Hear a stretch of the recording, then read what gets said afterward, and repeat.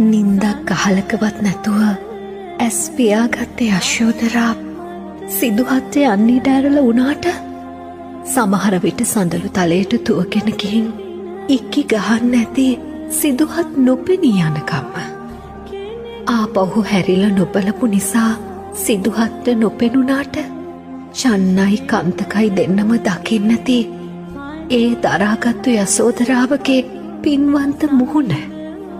කුමාරයාගේ ආභරණ පපුවට තුරුළු කරගෙන හඬා වැටුණු චන්න පිරිමියෙක් වුණාට උහුල ගන්න ඇත්තෙත් සිහි කර කර යශෝදරා දේවියගේ උතුම් දරා ගැනීම. ඒ දරා ගැනීමට පොළව කුගුරලා අහස දෙතරලා කම්පා වෙනකොට ඒක හොඳටම දැනෙන්නේ නැත්තේ කන්තකට.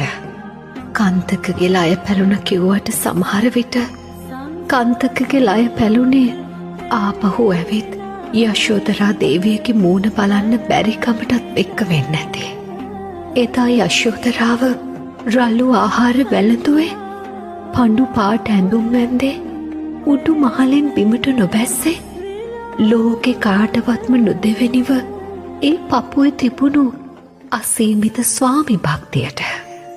අවුරුදු ගානකින් තමුන්ගේ ස්වාමියා බුද්ධ රාජ්‍ය දිනාගෙන එනකොට එතුමියටම දැනෙන්නේ නැති තමුන්ගේ දරා ගැනීම ශක්තිය. අන්න ඒකයි රාහුල කුමාරයාට නරසීහ ගාථා කිය ආඩම්බරෙන් පෙන්නුවේ වටින බුදුහිමිගේ පින්වන්ත මුහුණ. ලෝකෙම නිවන්න ඕනෙ නිසා යශෝදරා දරාගත්ත මිසක ඕනෙ නම් තිබුණා සිදුවත්ගේ උණුහුමේ තනියම නිවෙන්න.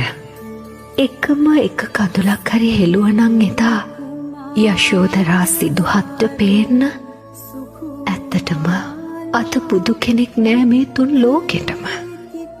විවරණ ගන්න කලියෙන් පිරිමියෙක් බුදු වෙන්න විවරණ දෙන්නයි ඕනේ තමුන්ගේ බිරිඳට යශෝදරාවක් වෙන්න.